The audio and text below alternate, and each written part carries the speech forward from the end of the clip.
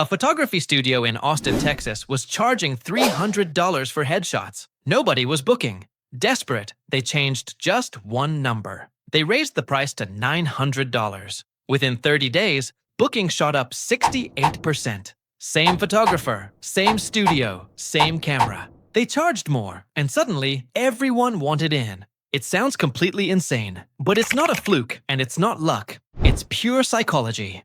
By the end of this video, you'll understand exactly why this happens and how you can use this exact glitch in human behavior to charge more and sell more in your own business today. Researchers at Stanford and Columbia Business School ran a study where they gave participants the exact same wine, poured from the exact same bottle, and told half of them it cost $10 and the other half it cost $90. The people who believed they were drinking the $90 wine didn't just rate it higher. Brain scans showed they actually experienced more pleasure, physically, in their brain. The wine didn't change, the price changed. And that single variable rewired the entire experience. Here's what most business owners do. They look at their competition, they see someone charging less, and they panic. They drop their price. They think, if I'm cheaper, more people will choose me. And on the surface, that logic makes complete sense. Cheaper should mean more customers, right? Wrong. What most business owners don't realize is that when you lower your price, you are not just changing a number, you are sending a signal. You are telling the entire market, before a single customer has tried your product, before they've read one review, before they've had a single conversation with you, that your product is worth less. You are broadcasting low quality through your pricing, and the market hears it loud and clear. The customers you attract at a low price, they are the most skeptical, the most demanding, the quickest to complain, and the first to leave when someone cheaper shows up. Meanwhile, your best potential buyers, the ones who actually value quality and will pay for it, see your low price and quietly walk away. Because in America, we have believed one thing our whole lives. You get what you pay for. Your customers believe that too. The problem isn't your confidence, it's your positioning. You're trying to sell a premium result with a budget price tag, and the math just doesn't add up for the consumer's brain. So let's talk about what is actually happening inside your customer's brain when they see your price, because this is where it gets fascinating. The first thing you need to understand is something called the price-quality heuristic. Heuristic is just a fancy word for a mental shortcut, and this is one of the most powerful shortcuts the human brain uses when making buying decisions. Here's how it works. When your potential customer lands on your offer, they cannot immediately verify your quality. They can't test your service before buying it. They can't taste the food before ordering. They can't feel the results of your coaching program before signing up. So the brain does what it always does. When it doesn't have enough information, it looks for a proxy, a stand-in signal for quality. And the single most powerful proxy the brain reaches for is price. High price. The brain says, this must be good. Low price. Brain says, wait, what's wrong with it? That Stanford and Columbia wine study wasn't a quirk. Behavioral economists have documented this pattern across industries for decades. When people cannot directly verify quality, price becomes quality in their mind, not a suggestion of quality. Actual, experienced quality. The wine literally tasted better when it was expensive. Now think about what that means for your business. Your price is not just a transaction number, it is a quality signal that lands before your customer reads a single word of your pitch. But here's where it gets even more interesting, and this is the part most people don't know about. There's a concept named after a 19th century economist named Thorstein Veblen. He discovered something that breaks every rule of standard economics. In normal markets, when price goes up, demand goes down. That's economics 101, supply and demand. But Veblen found a category of goods where the opposite is true, where demand actually increases as the price rises. These became known as Veblen goods.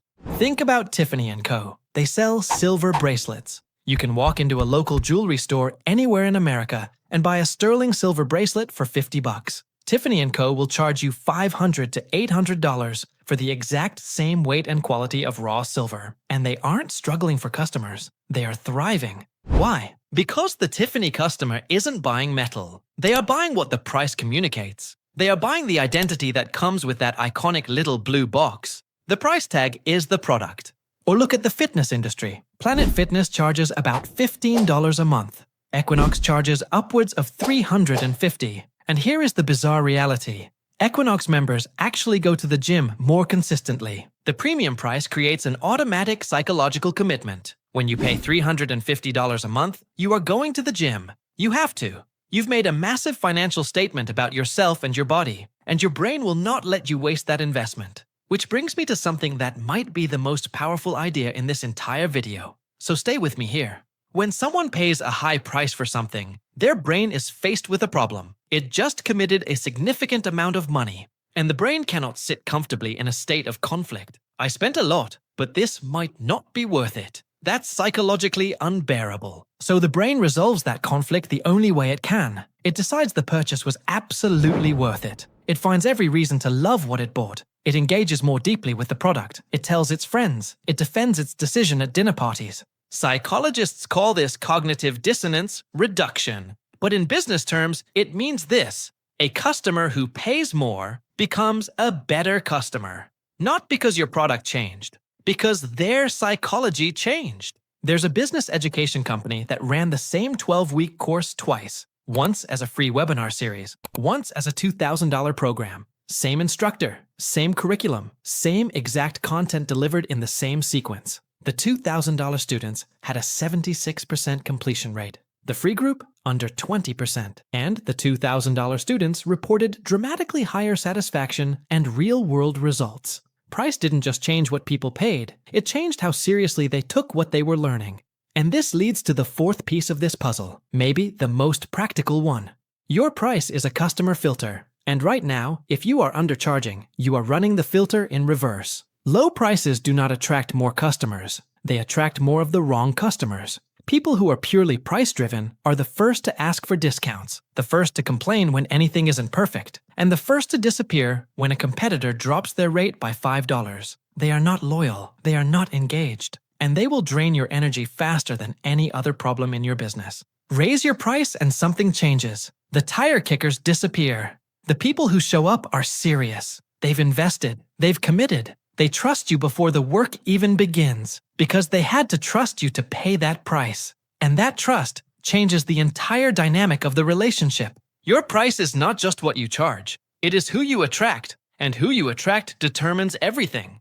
Let me tell you about Marcus. Marcus is a freelance web designer based in Denver, Colorado. He had been in business for 3 years, building websites for small businesses. And for 3 years, he charged $800 per website because he thought that was competitive. He thought that was fair. And for 3 years, he was exhausted. His clients nitpicked everything. They emailed at 10 p.m. They asked for revision after revision. They paid late. And when Marcus tried to raise his rates even a little, even to $950, 2 clients told him he was getting too expensive and found someone on Fiverr for $200 instead. Marcus was convinced the problem was the market, that people in Denver just didn't value design. Then, almost as an experiment, half frustrated, half desperate, he rebuilt his portfolio page, wrote stronger case study copy, and relisted his web design package at $2,500. He expected nothing. He got 4 inquiries in the first 3 weeks. He closed 2 of them. That's $5,000 in 21 days, compared to $800 per project before. But more than the money, these clients were different. They came prepared. They trusted his decisions. They replied to emails within hours because they were invested.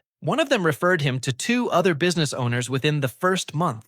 Marcus didn't become a better designer overnight. His price became a signal that attracted people who were ready to be good clients. And his business stopped feeling like a grind. So here is exactly what I want you to do after this video. Step 1. Do a price audit. Right now, today, I want you to look at what you charge and ask yourself one honest question. If you saw this price on a competitor's website, would you assume they were the premium option or the budget option? Because your customers are asking that exact question every time they land on your offer. If your price puts you in the budget category, but your quality is premium, you have a positioning problem. Write down what you charge and write down what you actually deliver. If those 2 things don't match, that's your gap.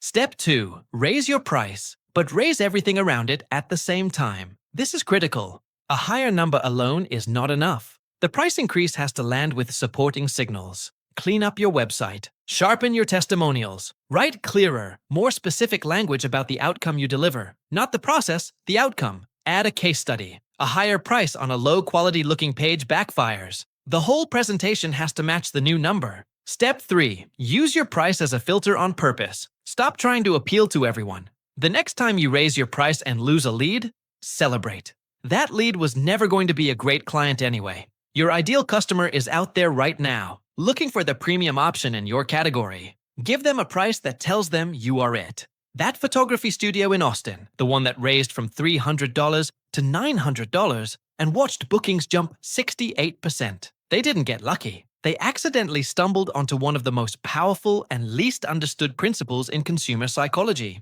And now you understand it too. But here's something I want you to think about until the next video. Price is not the only invisible signal your customers are using to judge your quality before they ever talk to you. There is another signal, one that has nothing to do with money, that can either make your premium price feel completely justified or completely hollow. And most business owners have no idea it even exists. That's exactly what we're covering next. If you want to understand why customers buy, not just what they say they want, but what actually drives the decision in their brain, subscribe. That's what this channel is for.